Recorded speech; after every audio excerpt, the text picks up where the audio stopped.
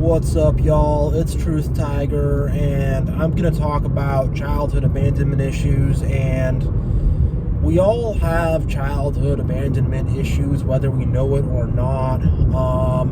This initial underlying trauma is a huge part of what other traumas are built on top of, and is a huge part of why we have the problems we have in our life and why everybody is so screwed up. And this isn't just for people who grew up in foster care, people who grew up in single-family homes, people who grew up in really messed up situations. This is everybody. This is people who grew up in the suburbs with a two-family home and things were quote-unquote good on the outside. This is everybody, and this is a part of the system of society, and society in the Matrix is fundamentally built around childhood abandonment issues, and it's a big part of why we stay stuck and why we stay trapped. And it really makes us very easy to control.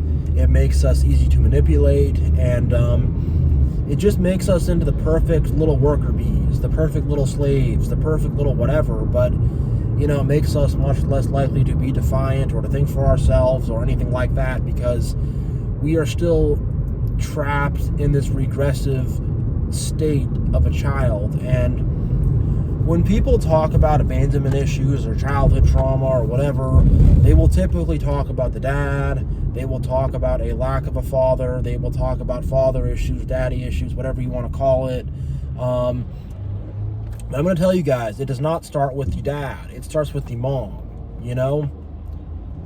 The mom is the primary caretaker of a child, and especially a baby and a toddler and like a little kid, it's primarily the mom. And then once the kid maybe hits their teenage years, they get handed over to the father, and the father kind of more takes over and plays a stronger role and becomes more but the father's not really the quote-unquote caretaker. The father is more the teacher, the leader, the guide. Is more kind of showing you how life works and how to make it in life and how to make money and stuff like that. Well, most dads won't show you that, but a good one would. But most dads are not good, and I'll get into that later, that most dads are completely not doing their jobs. But we're going to start with the moms, and that's really where childhood abandonment starts, and that's where these wounds really cut us deep in the heart. They cut us very deep emotionally, and from the time we're little kids, so I'm talking about 1 or 2 years old, these childhood abandonment wounds will start to happen. And the thing is like, society does not want feminine care. Society does not want women who will be good mothers to their children, because if that happens, people will have better self-esteem. They just will, and people will not fall into the trap of the system so easy, but the thing is, it's like we get to a point, we all have this part of us, both men and women. We have this thing inside us that's like, mommy, where are you? I'm 1 year old, I'm 2 years old, I'm 6 months old, and I'm alone in my crib by myself, and I'm not getting the attention I need, and I don't feel good, and I'm not getting the love and the attention that I need. And it starts that young, And if they don't get you there, they're going to get you in the school system and stuff like that. But for the majority of people, it starts literally that young, from the time they are a little kid. I remember being like, one of my first memories is me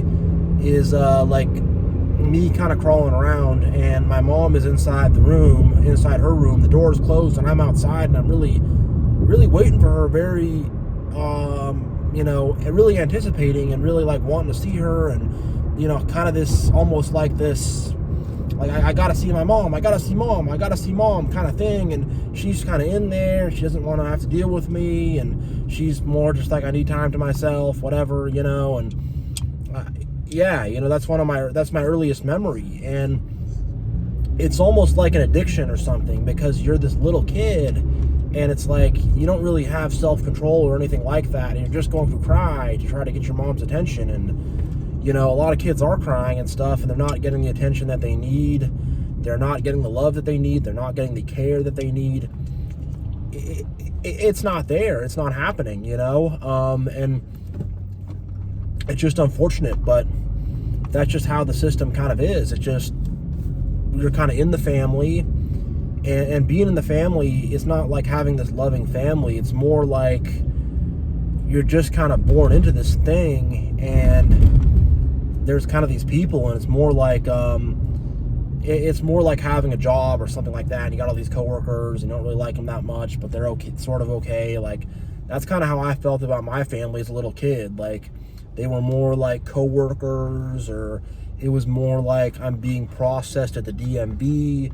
And that's how the system gets people's families. And it's not, and that love and affection is just not really there. It's there a little bit. But for the most part, people look at their kids as like a burden, as something that takes up a lot of time and money and attention and stuff like that. And especially their little kids, they're like, I got this thing, he's little and helpless, always shitting his diaper or whatever. I don't want to have to deal with this kid crying all the time. I don't want to have to deal with this kid shitting his diaper all the time, you know? They don't want to. Let's see here.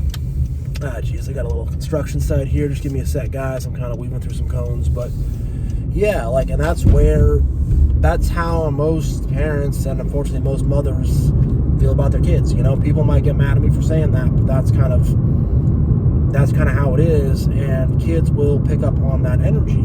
And a way a lot of mothers feel about their kids too is like their child is an extension of themselves, and you know, they want the child to sort of be their pet, you know, and they don't want that child to grow up.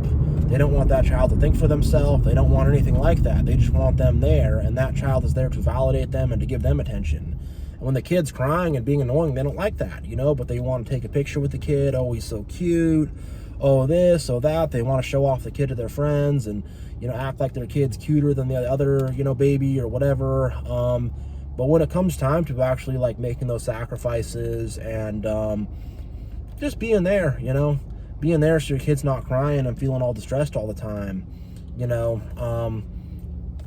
the vast majority of mothers, unfortunately, will not do that. And, you know, I want to talk about that because we will hear about bad dads on Dr. Phil, on Oprah, from the church, on everywhere. We're going to hear about the bad dad, the dad who runs away, the bad dad who made a mom a single mom, and the bad dad who's in jail. And we'll hear about the bad dad all the time. And there are bad dads out there. I know that. You know, there's tons of crappy fathers out there. But we're not going to hear about the counterpart to the crappy dad, which is the crappy mom, you know? And a lot of people are just crappy parents in general.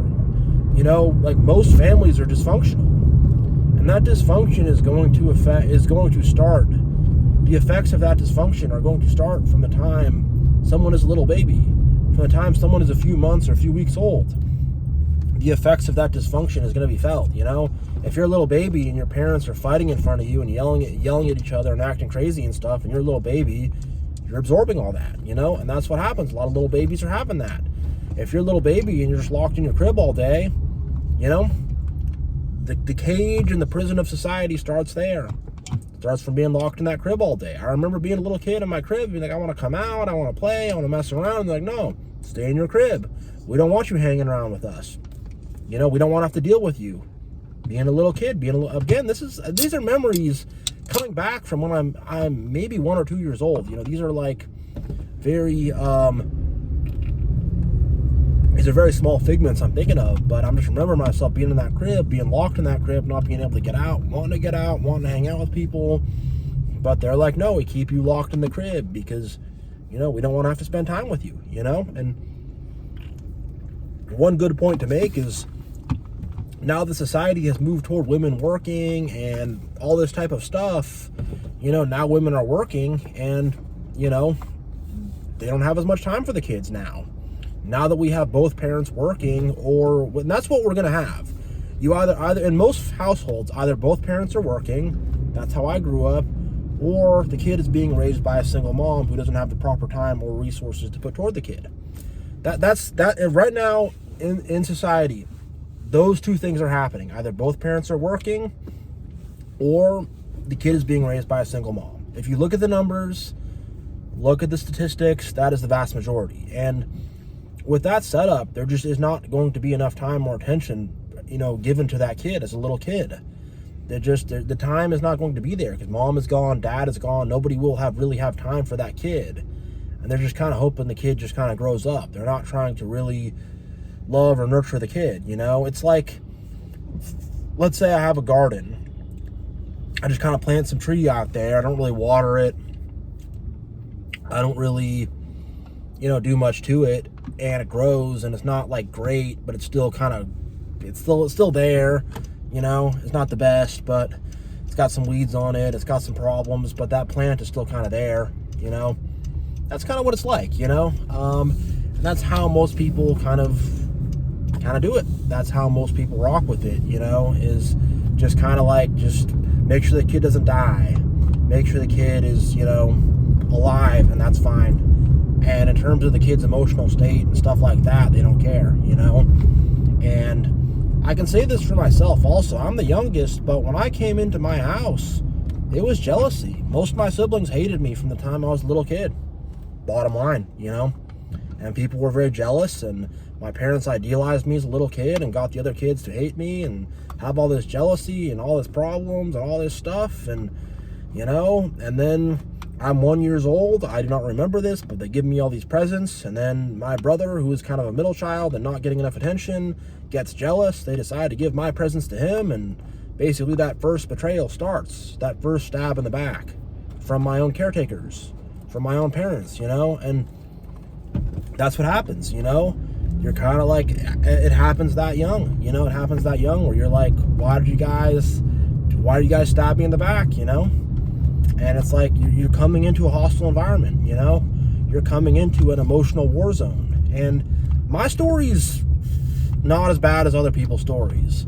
I've known guys whose moms did drugs when they were pregnant with them, and then their dad beat them and stuff. And I've literally known a guy, that was the story, And I've known guys where, the dad's in jail and the mom's there, and she's got all these boyfriends coming over just constantly, and the kid's there watching it, and I've heard of that. I've also heard of, the mom's there, single mom, and there's whatever crazy abusive boyfriend is there, and the boyfriend is abusing the kid, and she takes the side of the boyfriend over the kid.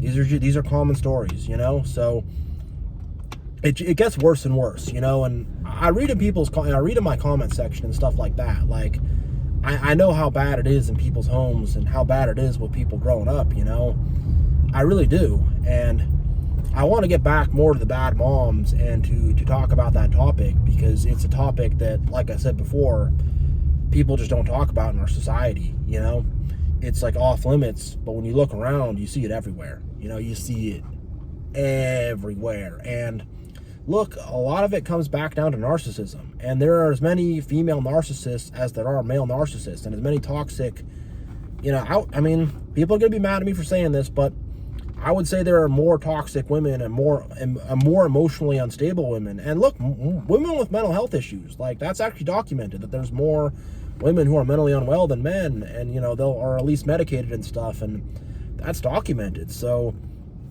it's not really talked about by society. Society doesn't want to talk about it. They're afraid of Jezebel or the sisterhood or something, and I know I have God's protection on me against that. And honestly, I will say that I rebuke all that Jezebel and Lilith and all that dark, toxic feminine in the name of Jesus Christ. I rebuke it.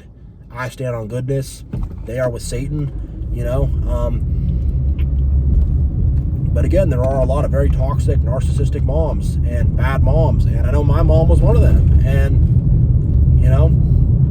as a little kid, you get that effect because, this person is just trying to use you to feed their ego, They're just trying to use you to gain narcissistic supply. They're trying to use you as a bargaining chip in their fight against, when my mom would fight with my dad, she'd say, these are my kids, not your kids. And she'd talk about how she's a good mom and he's a bad dad and whatever. And they were both bad parents. They were both terrible parents, But there are a lot of narcissistic moms, and the narcissistic abuse they put on their kids starts at an early age. And the thing is, like, I'm not just talking about men here. This is men and women. You know, women will have these mommy issue wounds the same way a man will have. It's not something that only men are going to deal with. You know, men and women are dealing with these mommy issue things. And I've heard stories about crazy dads, and I've heard stories about crazy moms, and I think the crazy mom stories are worse. You know, I heard a girl with a crazy mom, and again, like, my story's bad, but like, in the aggregate, people have had it a lot worse than I've had it. I messed up from the crap I went through. And it's like, how much more so are these other people messed up, you know? Like, the world is really screwed up, you know? The world really is. But, so I knew this girl, and she had a crazy mom, and this was a story where, I guess her mom, this is kind of funny, but messed up. I guess she had an older sister, and the older sister and her mom were fighting, and her mom slapped the older sister across the face with a used tampon, you know? And this is par for the course, you know? And again, the media and TV, and nobody will talk about this. You'll hear people tell you stories, you know? You'll hear a lot of people tell you stories, but the media and the matrix and the system, they will never talk about this, you know? Because they're cowards, and they want to make Jezebel and Lilith and all this dark feminine stuff happy, you know? And they want to destroy the good feminine care, the good feminine love. They want to destroy the good woman with everything they have. It's in the book of Revelations. The dragon's trying to kill the woman, you know? So good women out there who carry the feminine care properly, like, screw this dark feminine stuff, you know? Don't be a part of their sisterhood. Don't be a part of their little witch's coven. Don't do it, you know? If you have the true feminine care and society has not beaten that out of you, because that's the first thing society tries to beat out and to get rid of, is the feminine care. The next thing they try to beat out is the masculine stand up to bullies, and the masculine, you know, make sure things are in good order and make sure there's not injustice going on. And they're beating that out too, and they're, you know, they beat that out as well. But the first thing they beat out is the feminine care, is we're going to have empathy for people. We're going to care about people, you know? And they're going to, you know, beat that out bad.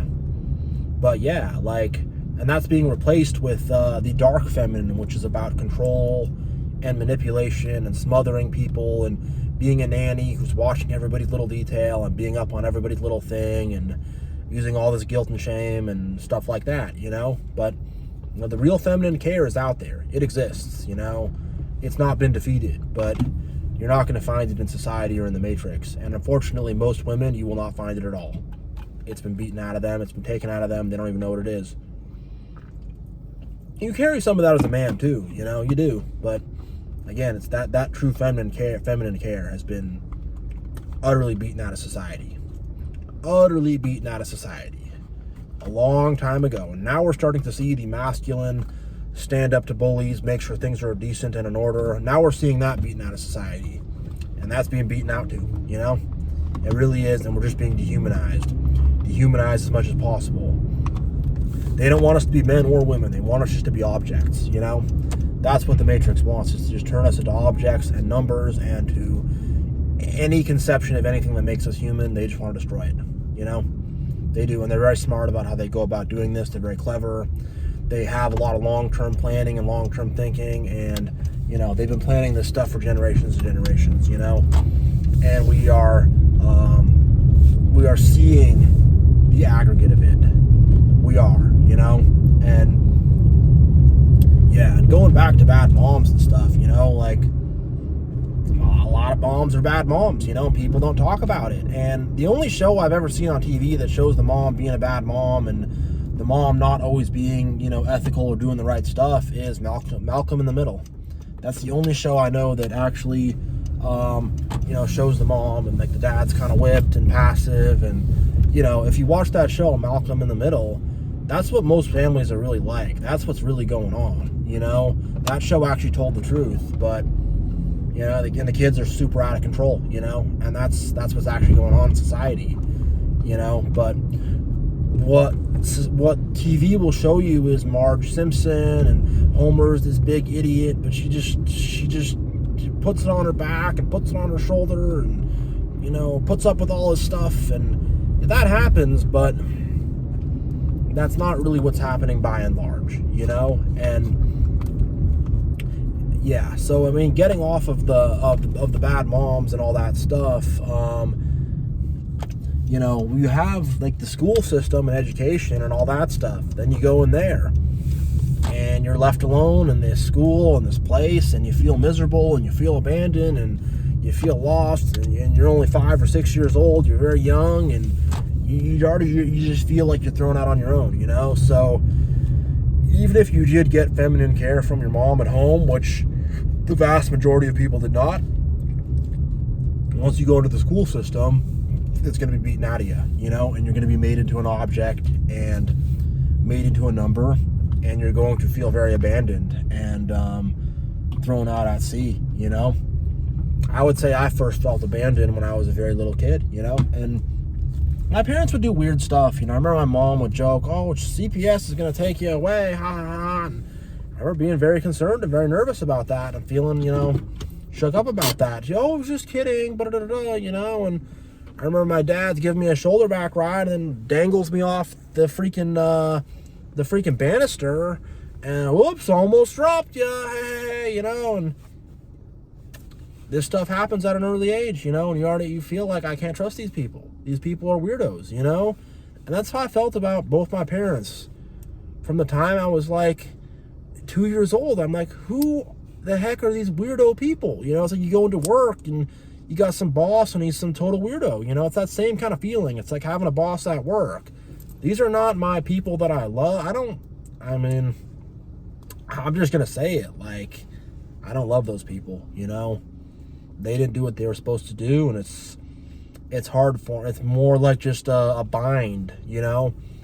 A bind of being tied down and obligated and guilt tripped and all this stuff. And, you know, the guilt trip started at an early age, you know? You'll never leave this family. You know, this family's everything you have. And, like, from the time I'm 4 or 5 years old, my mom's saying that, my dad is saying that, you know? And my dad's saying, oh, you sat around and played with your toys all day. And, well, I was hard at work, you know? And you're already just getting guilt tripped and just feeling stupid stuff. And then my mom just gets angry and starts going crazy and starts acting nuts. And, you know, I'll tell a story, you know? My dad, or my mom bet my dad $10,000 that his dad, my papa, would pass away within a month. And when that did not happen, my dad got up on my mom's face and was like, oh, ha, ha, ha, you owe me money. Where's that $10,000? And she starts jumping up and down, F you, ah. Just, you know, starts screaming and stuff. And I'm seeing that as a kid. I'm maybe 7 or 8 years old. And, you know, that has a big effect, you know? I'm like, oh my gosh, like, these people do not have me. I feel really insecure. These people are narcissistic children themselves. And again, a lot of people become parents and they're just like little kids. You know, the parent is like a kid themselves. The parent acts like a little kid themselves, you know? I remember, I've told this story before, but I was at a restaurant getting my food, and there was a family next to me, and narcissistic dad in the family. One of my least favorite things. There's a little girl, probably about 4 years old, very young age. She's kind of fidgeting around, doing stuff that kids normally do. And then the dad comes up to her and he says, I thought we talked about being more present in the moment. So he was some weird new age narcissist or something. I don't know, but he was a narc. And then the women there kind of had that look on their face of like they had that darkness on their eyes. And they're just like, you know. But that's the thing. It's like it only takes one narcissist in the family to completely screw everything up, you know. It does. And then that little kid she is going to carry that wound for the rest of her life. And she's going to be screwed up and not know why, you know. And it happens that young. It really does. It happens that young, you know. And yeah, and like, again, going back to the school thing. Now you're a kid, you're going to school every day, you know, you're away from home, you're away from your family, you're away from those connections, your parents are working, and from that young age, you already feel like I'm on my own, you know. And then your siblings probably don't like you for some reason. So you got to deal with that, and you got to deal with being bullied, or you got to deal with having privilege taken away from you, or you got to deal with the fact that attention that you want is going to someone else now instead, and now it's hostility at home, and there's no peace anywhere you go, and a little baby needs peace. A little kid needs peace. That's what the inner child needs to be well. But, peace was not given to that inner child. Peace was not given to that little child, I should say, actually. And then your inner child now is going around with no sense of peace. Your inner child is saying, Mommy, where were you? Where were you? I'm crying. I have issues. What's going on, That's what that little inner child is saying, and it feels abandoned, It really does. And look, I don't think every time your kid cries you have to run up to them or whatever, but I just think with a lot of little kids there is definitely in most households, and I know I felt in my household where you really feel very alone, and I felt very alone from maybe the time I was probably about 2 years old, and that's kind of what I did. I did everything alone, from the time I was a little kid. I was the youngest. Most of my siblings didn't like me for whatever reason, and, a little kid, just doing it alone, doing my own laundry at a very young age, and just packing my own lunch at a young age, and just doing it. And just, your parents are kind of just these weird authority figure people. You just don't want to get them mad at you, just like a boss at work. Your boss at work is some idiot. You don't want to get him mad at you. It's the same thing. And I remember I got a C on my report card when I was maybe, 8, 9 years old or something, very young. And then my parents take my computer away for no reason. And I'm like, wait, what? And then, I remember just a couple months later, I just decided to go set it back up. And I do. And they didn't say anything, and they'd forgotten about it. And just that kind of system of things where it's solely based on their emotions, I was talking to a friend of mine, and he told me that one day his dad just came in and he had his Ninja Turtle toys, and his dad just says, "What do you have these toys for?" Threw them in the trash, and that's how you feel as a little kid, My parents were like that. They were always like, "You have all these toys. You're so spoiled. You're this, you're that. You have all this stuff, and we could take it away from you at any moment. There's starving kids in Africa. Do you want to be in Africa starving? You need to be very thankful for everything we these narcissists have done for you. I.e., we need more supply because we are narcissists and we need more narcissistic supply from you." That's what it was, and you get to a point where you feel like you got to suck up to your parents and you got to be all like this and you got to be all like that, or they won't love you, and, you see stuff. You see stuff, and it's just, it's rough, and it's like, why couldn't our parents just be mature adults? Why couldn't they be grown up? Why do they have to be these immature weirdos, Why do they have to do this to us, And I'm going to segue over to the father, from the father to the mother, because that's where I started with the mother. But, with my dad, he didn't give a crap. He didn't care at all, He does all this woodworking and all this type of stuff, and I think recently he was making a canoe out of wood he bought from Home Depot, and he didn't teach me jack crap of that. I think I worked on a few construction jobs with him maybe 3 or 4 times in my life. He taught me nothing. He didn't even teach me how to ride a bike. He didn't teach me how to swim. That man taught me nothing. He was just there. And he's buying all his little toys, and, I need a new motorcycle. And he likes to ride bicycles, so he'd get the spandex suit, and I have to have a carbon fiber bike frame, and all, He was a narcissist. He was super into himself, and, he wasn't a father, bottom line. He was just kind of there, and he did as little as possible, and most people are dealing with that, and they have a deep anger of, "Dad, why didn't you care about me? Dad, why did you throw me to the wolves? Dad, why didn't you teach me anything? Dad, why did you not prepare me for the world?" And people feel angry about that, and they carry, I know I carry that around with me, and you know, and you want to see your father as your hero, but you can't, you know, you really can't. And you just feel like, man, like, you made this as hard as possible, you know? It's like, if I have a candle that's lit and you got a candle that's not lit, it doesn't cost me anything to go and light your candle. All I have to do is just move my hand a little bit, just go out of my way. But you know what my dad did? Pick up a piece of flint and make a spark. I'm not gonna light your candle for you. Why not, Dad? You know? Why not, Dad? Why not help me? And I remember, like, I'm going to play catch with him or whatever, and he's just there, like, acting like this is the worst thing in the world. Like, oh, I have to play catch with my son. I want to just be by myself. I want to be working. I want to be going on a bike ride. I don't want to deal with my kid. You know? That's how he was. And he was a narcissist and tried to make himself look like this good. I'm the best father in the world, da-da-da-da. And he was a crappy dad, you know, very crappy dad. And a lot of people just have crappy dads, you know. There's a lot of freaking crappy dads out there, you know. A lot of dads who do not care about their kids, a lot of dads who are narcissists, and a lot of dads who just will do less than the bare minimum, you know. And my dad really wanted to make this big thing about how he's such a good dad and he's there and he's all this and whatever, and it was all a lie, it was all a smoke screen, it was all fake. Very self-absorbed weirdo, you know. Self-absorbed, passive-aggressive. I was stuck in 45 minutes of traffic, and I'm like, why is that my fault? Because I'm working to support you, and blah, blah, blah, and just resented us, you know. Saw, you know, he just wanted to, I just want to be in the shop by myself, and you know.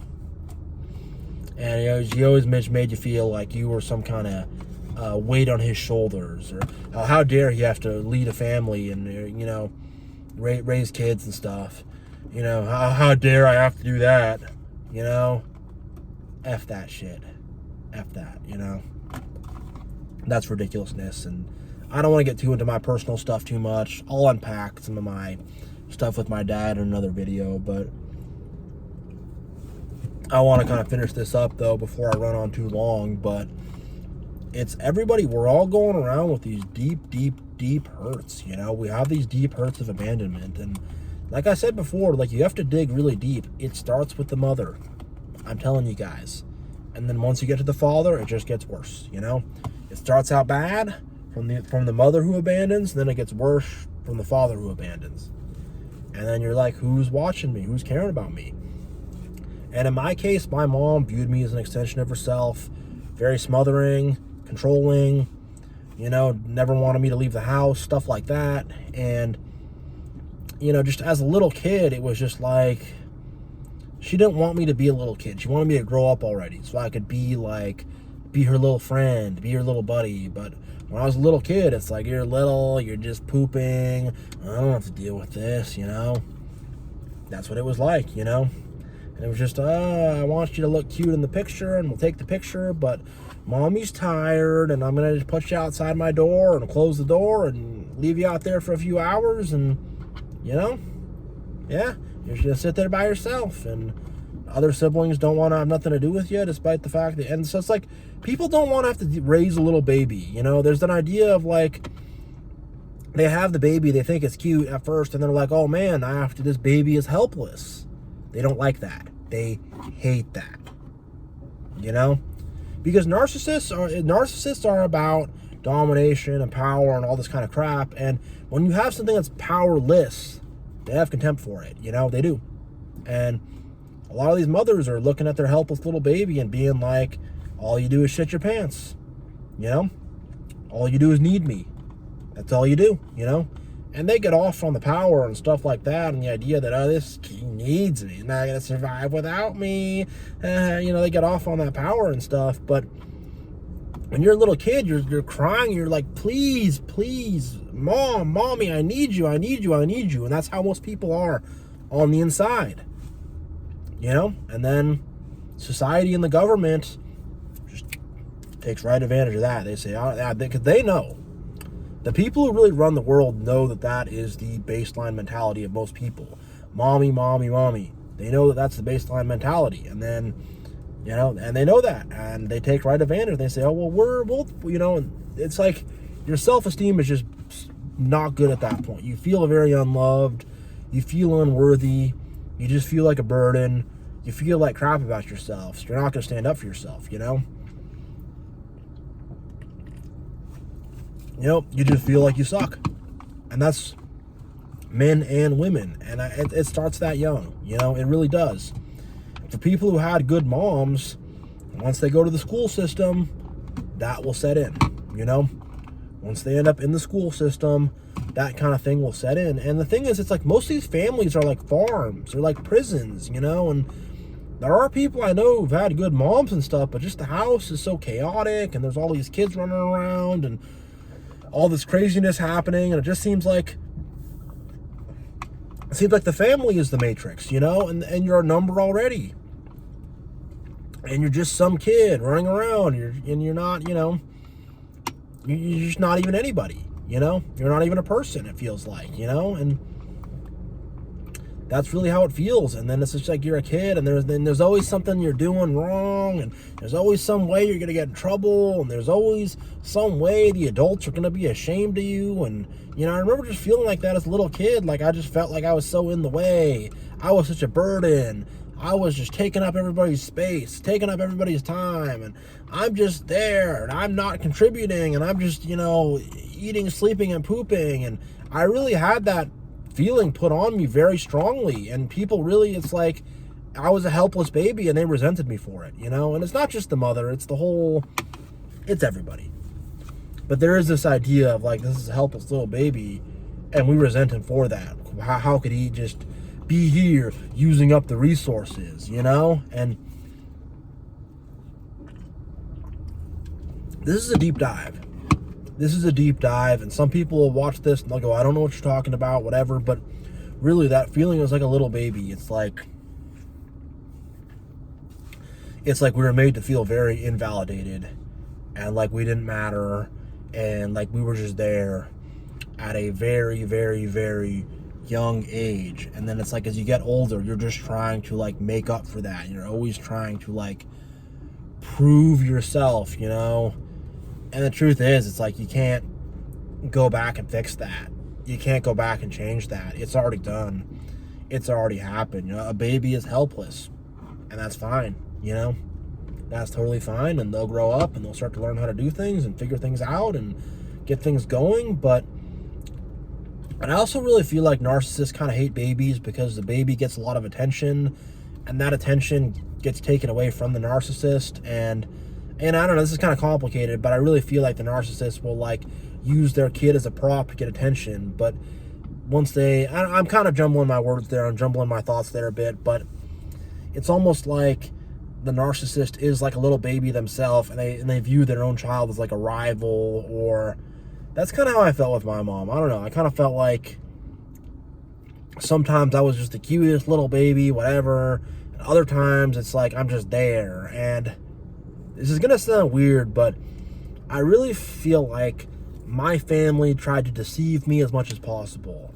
They feel like a little baby, you can lie to them, you can trick them, you can deceive them, and there's this power differential, and they kind of like it, you know? It's sick, it's twisted, but there is kind of this sense of like, oh, he won't know, he's just a little kid, you know?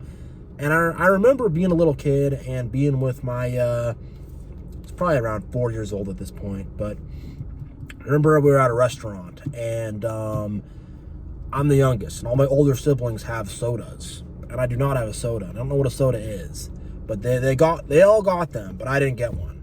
And I remember I just yelled out, gimme water, you know, because I saw everybody else had something nice, and I don't get to have something nice, and I wanted to have something nice too, you know? And I mean, the point of that is just like, nothing's given to you. Everything has to be earned.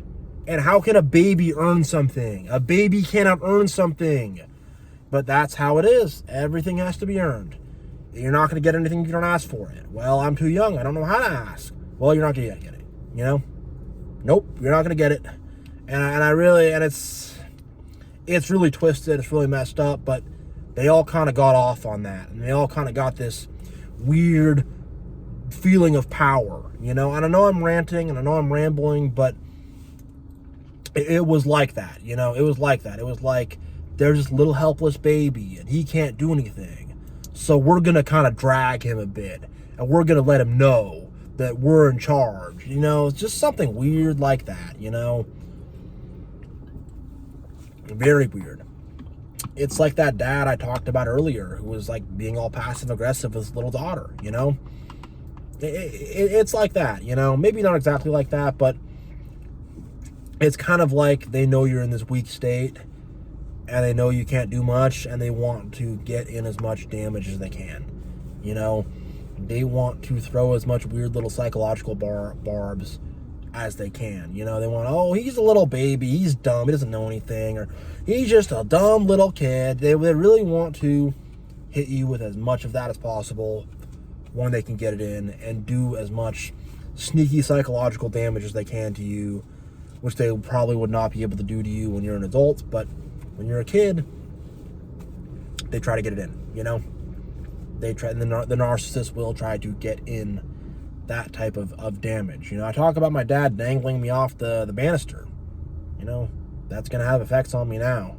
You know, and it's a fun game. If yay, fun and games, yay. No, nothing fun or games about that. Now I feel insecure. Now I feel like I'm not being protected. Now I feel like I'm not being looked out for. Now I just don't even know what's going to happen with anything, you know? And you don't want your kids to feel all insecure, too, because that's what the narcs will do. They will fight and make a very insecure environment. And then you feel like you as the kid are supposed to, like, show them how to, you know, and you feel like you as the kid have to fix their relationship. You feel like you as the kid have to teach them morals and ethics. You feel like you as the kid have to teach them how to get along with each other. You know, you're saying, like, I'm a little kid, I share my toys, why aren't mommy and daddy sharing their toys together, you know? And you feel like as a little kid, you have to do that, you know? Because you're seeing how immoral they're acting. You're like, these are my caretakers. What's going to happen to me if they don't shape up? What's going to happen to this family? I have to hold this family together because this family is going to fall apart if me, the little baby, does not do anything about this. And then I'm going to be abandoned and I'm going to lose everything and I'm not going to be able to protect myself. I'm not going to be able to take care of myself, you know, and that's what's happening. That's what's going through the minds of a lot of kids, of I would say most kids at the age of 3 or 4, you know? And then going back to lies and deception, like, my parents lied to me a lot as a kid and lied about their dynamics. When they finally got divorced, they lied about that. And, you know, that goes to me being older and stuff too, but it starts as a little baby. And they really felt like I was just some idiot they could lie about. And they could do less for me than other siblings, and that's okay, you know, and we can get over on him. We can take advantage of him. We can take advantage of the baby. We can take advantage of that child.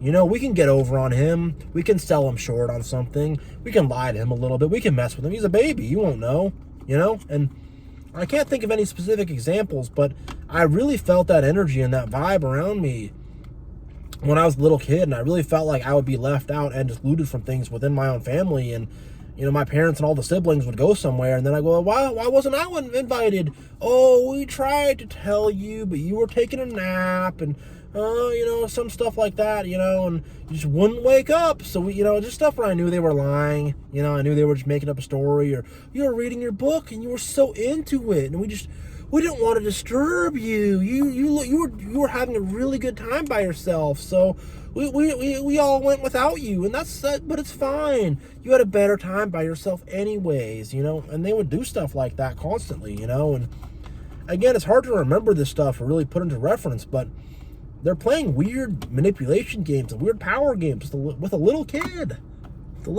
And narcissism is very prevalent. Most families I've seen are narcissistic. Most families are dysfunctional, and that's statistical. And these games happen. And I saw it at my friends' houses.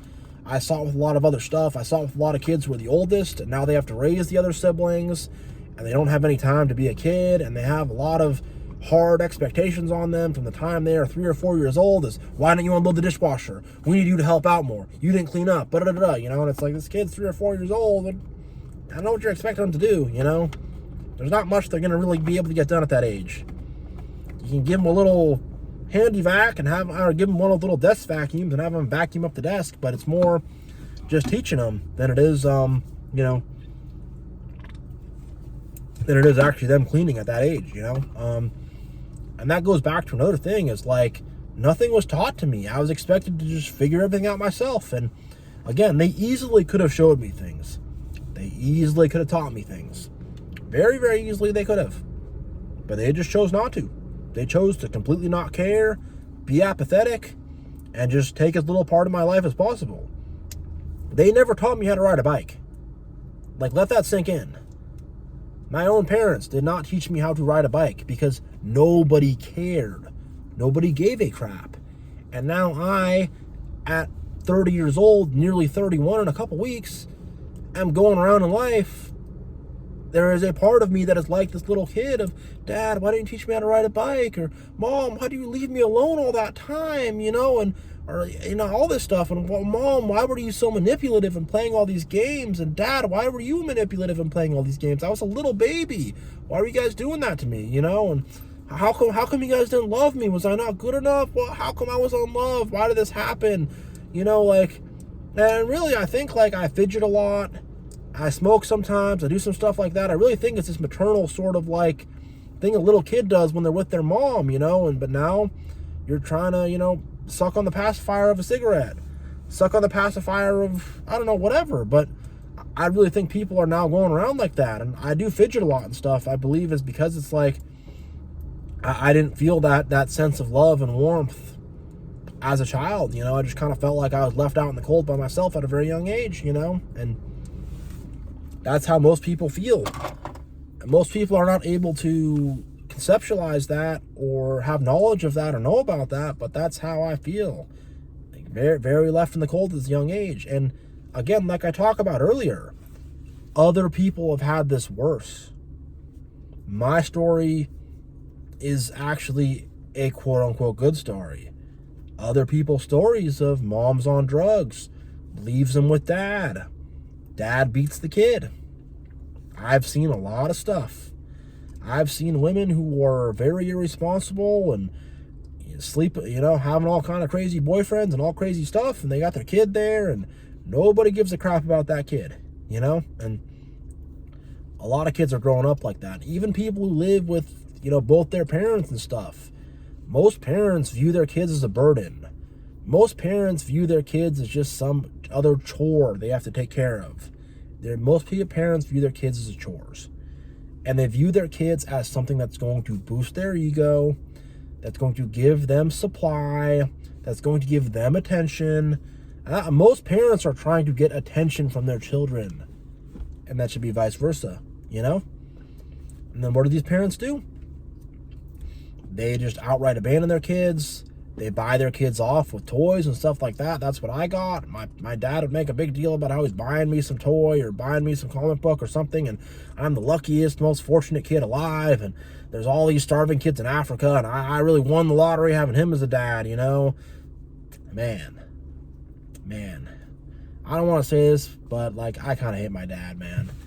My mom I can kind of deal with. I don't like her either, but I can kind of deal with that. But, man, like, so much manipulation at an early age. And again, so many people, if you really ask them, put a gun to their head, put them on a lie detector test. Really, you know, a lot of people, when you really get down to it, they hate their parents, they hate their dad, they hate their mom, you know, they do. And it's sad. It's sad. It is. It really, really just is sad, you know. And just having these unstable people raise you, you know. I remember when I was around 12 or so years old, maybe a little older. I'd say maybe 12, 13. I think it was around 12 years old. My dad's going through this whole midlife crisis. He buys 5 different cars in the span of about 18 months, gets a motorcycle, blah, blah, blah, blah, does all this stuff, and blows a bunch of money, of the family's money, on this dumb stuff. And my mom did a bunch of plastic surgery and liposuction, and they're narcissists. They are narcissists, bottom line, you know. But one of my dad's midlife crisis things is he wanted to sail around the world in a homemade boat. And my dad is someone with a rudimentary, basic knowledge of sailing. Not an expert by any means, you know. And I live in Seattle in the Pacific Northwest, so It'd be one thing if he said, I sailed up to Alaska. I sailed down to the Baja of California. I sailed down to freaking, Panama. I went through the Panama locks, or the Panama Canal, down to Jamaica, and then to Cuba, and then I went over to the Atlantic, and I sailed over to England, and now I'm going to sail around the world, Nope. He had done none of that. Just kind of took the sailboat out a little bit here and there, and not any kind of skills like that. And he's telling me we're going to sail around the world together. And I remember just telling him, no, we're not. I'm not going to do that. I don't trust you. And I don't want to do this on some homemade boat. I don't want to die in the middle of the ocean. I'm telling him, what about my school? What about this? Oh, we'll learn on the boat, So it's just dealing with this insane, delusional, weird crap. And you're a little kid and you're like, that's my dad? That's my father? What? This man is not sane or sound, And it's just stuff like that. And you're like, what the heck, And then I got my crazy mom freaking out all the time, yelling about stuff. One second she's happy, she's having a good time. The other second she's acting all weird and stuff. And I learned that she had a pill problem, I learned that later on in life, but I didn't know that as a kid. And I asked my dad, like, Mom is acting so weird. She's acting all loopy, and I said something to her, she didn't even respond. She really seems messed up. And he's like, yeah, she's going through menopause. And it's like, my dad just told me when a woman goes through menopause, that's what happens. And I remember my mom fainted one time, and there's a lot of stuff that was just and every time I'd ask my dad, menopause. That's why all I'd hear is menopause. And I'm like, I guess a woman's body's really crazy, and but I learned that was not what was happening. She was on drugs. She was popping pills, and that makes a lot more sense. And she's going around all weird and loopy and telling me stuff, and then she's yelling, honey, I need you, come down here, come help your mother, please come. I come running down, and I'm like, oh my God, Mom, what's going on? She was sick or something. She's like, could you change the channel for me? My back is kind of hurting the way I'm laying down. And I'm like, these people are nuts. And I'm trying to make everybody happy. I'm in the frame of mind that I should trust these people, and they're my parents. And I realized, man, that messed me up. That messed me up bad. Those people messed me up bad. And, God will judge them for what they did. They were not responsible parents. They didn't do the right stuff. And again, my story, there are much worse stories out there. And there are people who've had much, much worse stuff happen to them, Another part of my childhood abandonment, which I didn't really get to, is I grew up as an Orthodox Jew, so being thrown in this big religious system and having to deal with all this craziness and all this strict rules and all this OCD stuff and all this bull crap, and that also contributed to childhood abandonment, because I'm a little kid and I'm just being shoved into some religion, and I have all this weird religious rules I have to live by and all this weird stuff, and I'm like, what the heck's going on, but inculcated. And a lot of kids are inculcated into religions and into crazy beliefs and into nut stuff at a young age, and I say that Jesus Christ is the true Lord, but any religion, including the church, is total junk. It's from the Matrix. It's just to control people and to warehouse people and to keep people on in the human farm. So they go on the thing and they do the religious stuff, and their mind is kept under control and they're kept occupied. And they think that they are growing spiritually or becoming closer to God by doing all this stuff, and they're not. And it's a cruel system. It's a cruel matrix that runs society. It really, really is. The matrix, the system, is very, very cruel. And it's about keeping us under control, keeping us under wraps, keeping us in line, keeping us stuck, and keeping us in the hand of Satan, and not being free, and not being in touch with the true God, and not being spiritual, and not having any kind of spirituality, That's what it's about, and yeah, and, childhood abandonment is a big part of what the Matrix works on, and the Matrix is trying to get every child to go around with this feeling of abandonment, and to go around with this feeling of like, I got these horrible, insane parents that are just keep me trapped and keep me stuck, and I don't even know what life's about or who I am, and I just feel just an intense sense of self-hatred from a very young age, and I'll do anything to quote unquote get mommy and daddy happy with me again. And who do they look to mommy and daddy as? The government, corporations, money, society. The great beast of society becomes what people look to as their new mommy and their new daddy, you know? And they really want to make that great beast happy, and that great beast will never be happy, you know? And it's the same thing with the narcissistic parents. You know, whatever you do, it's not going to make them happy. They're not going to be good enough. You just got to get out. You got to get away from them and not deal with them ever again, and not deal with their obligations and their games, because they're just trying to put all this control over you and to just really manipulate you and just to get you so under the glove and so under their control, you know? That's what they're trying to do. And we got to get past these childhood abandonment wounds, you know? We really do, because people would ask me as a little kid, oh, do you want to get married? Do you think that girl's cute? Whatever. I'm talking about 5 or 6 years old, and I'm saying, I don't want to get married. I don't want to do that. I see my parents fighting. I see other people's families. Nobody seems happy.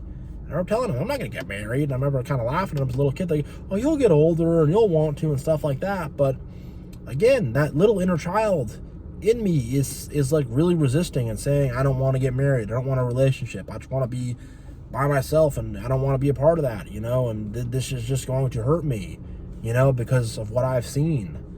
And that little inner child in me is just like, just get me away from these people, you know?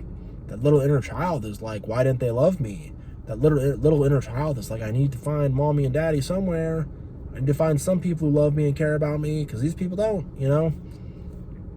That little inner child is just screwed up. Is very screwed up and very unloved, and just got a lot of fake love, you know? Just got a lot of fake love, and yeah.